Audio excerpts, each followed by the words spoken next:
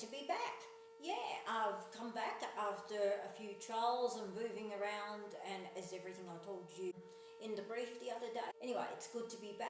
Now, since then I've had a few more allergy issues. I'm now pre-diabetic, so that makes things a bit tricky, but it's still manageable, and I want to come back and help you guys out because I'm sure there's a lot of people out there with the same problem. Today we're going to be making potato bread. It is gluten-free and it is made with real potatoes. And surprisingly, it is very moist and it's a very, very wet dough. Now, I happened to come across this recipe about 3 years ago when I tried every gluten-free bread you could think of to make in the past 17 years with no luck finding one I really like. The ones in the supermarket are so-so, and I thought, nah, there's got to be a better way. And then I came across this recipe on YouTube by Chef Lola. But anyway, I want to give a quick shout out to her to say thank you very much for this potato bread recipe. It's fantastic.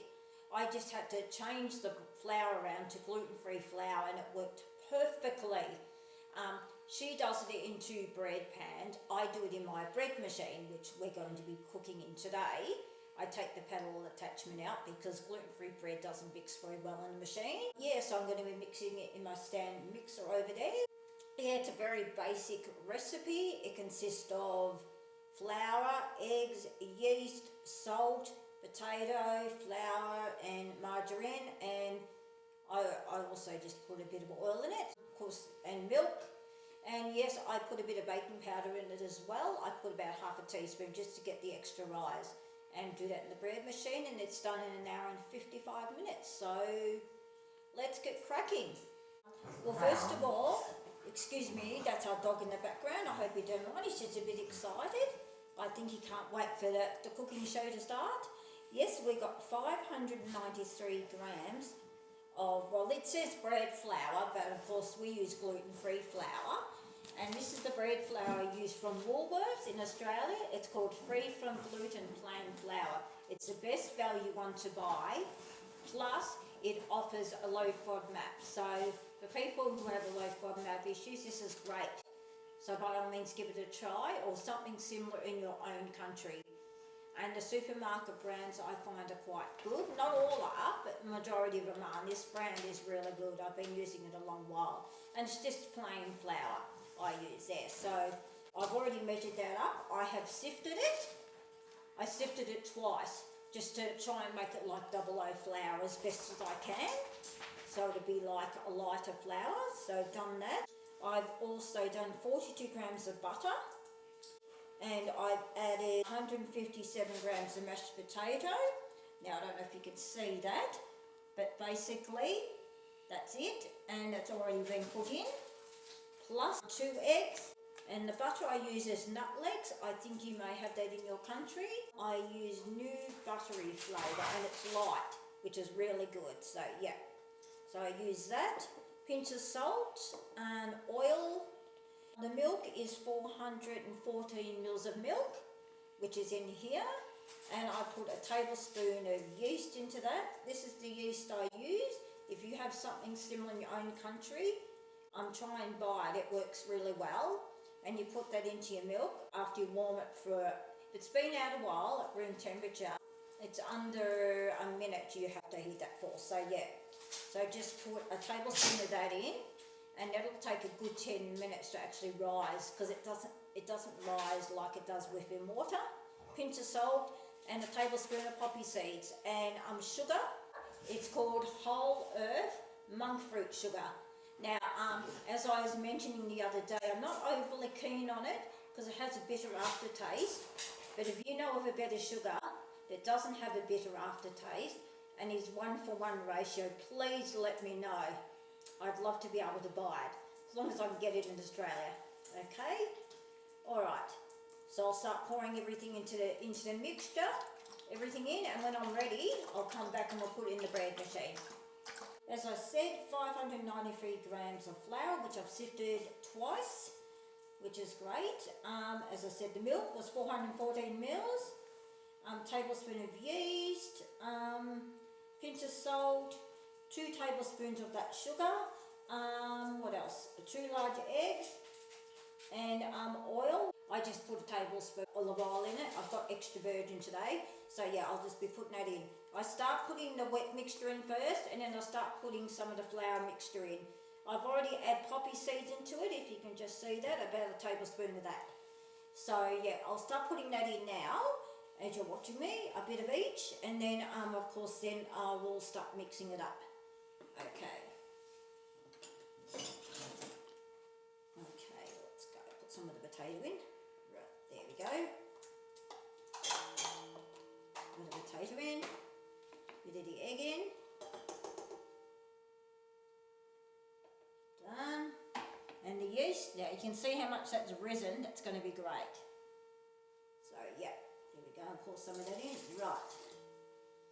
Okay, beautiful. Okay, then put some of my flour in. Yes, my broken spoon, but I love it. It is great for doing this. So yeah, I usually put about 2 in at a time, and then I whisk it. So unfortunately the whisk is going to be quite noisy, so I will be turning that off while I'm doing the whisking, but I'll be coming back occasionally and showing you the next step.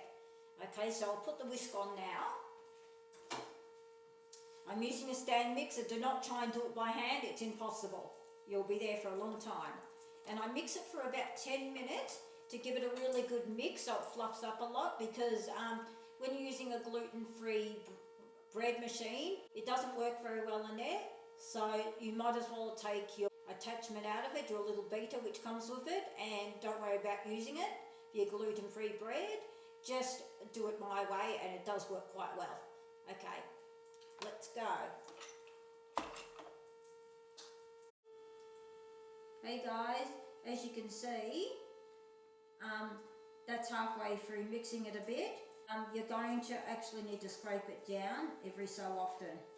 Okay, and as it starts to thicken more, you're going to have to change to a bread hook, okay? So I'll keep continuing mixing and I'll show you what it looks like when it's finished, okay? Once you get it all incorporated, mix it for about a good 10 minutes. I'll show you halfway through the full mixing process to show you how it looks after like 5 minutes. Turn the stand mixer noise off, too loud. That's what it looks like 5 minutes in. 5 more minutes to go and it'll be ready. And then I'll be able to put it in the bread tin. There you go guys, that's what the batter looks like. Yep, very, very thick batter.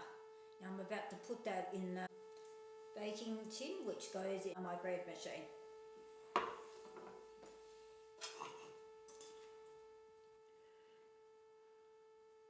It's best to use a big spoon to actually do it with, because if you do little ones, it actually stays out of shape and it doesn't form back into one shape, because we need to still have it as a dough, but as you know it'll be kind of a liquid dough. But yeah, but we sort of need to do it that way. And I had to put about a tablespoon more of some warm milk in, because mine had been sitting around a while in a warm room before I was making it, because everything sort of has to be room temperature except the yeast, which stays in the fridge. And it's not the worst if you forget to take your eggs out, because it will still work. Just I try and remember to do that as often as I can when I'm making this bread. Yeah, and I often put sesame seeds in it as well, so not always poppy seeds, but today I'm using poppy seeds, extra flavour.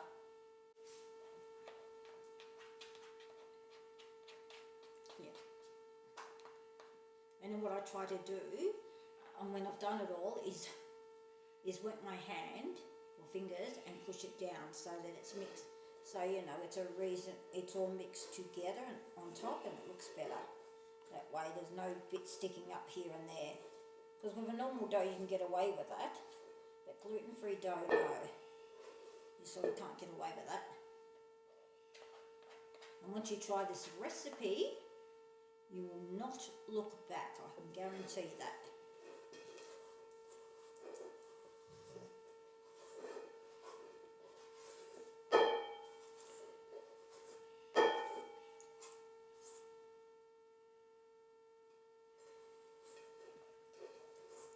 Try and get as much as you can out. Okay.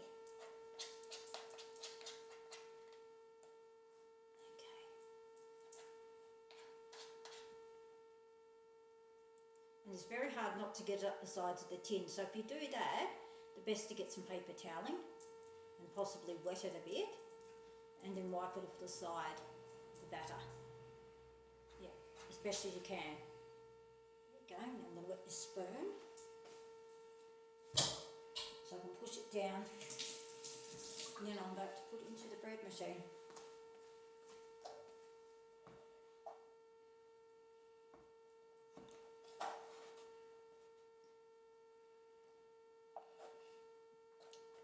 And it's great, this bread is very versatile. If you've already got a loaf of bread and say you want to make baguettes out of it, it makes baguettes, it makes rolls. It is fantastic. You'll absolutely and utterly love it. It's going into my bread machine. It's a Breville bread machine that I've got. Now, I don't promote this bread machine. I have no affiliation with the company whatsoever. Okay. It is amazing. Look how soft it is. It is great. Now I'm about to cut.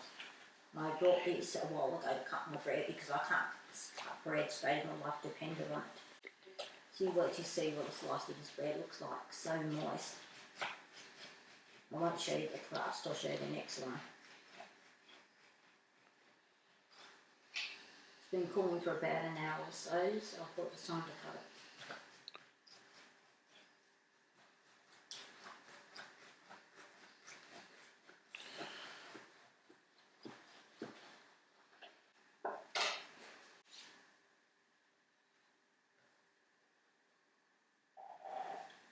There you go, very pliable, look at that. You can't do that with bread you buy at the shops, no, it's impossible. Well, I hope you enjoy this recipe. It's quite large, they're in big sandwich bags. It makes up 12, so huge. So bag them up and freeze them and just thaw them out in the microwave when you need them, okay? Alright, sorry, my Mac died, so I had to get my phone out to do this recipe. And the recipe will be down the bottom of the list. And yeah, you won't have to go this step anymore and ask for me for the recipe down the bottom, because now you've got it for yourself and you can make it and share it with all your friends and family. Alright, until next time, bye from Shaarz on the Plate.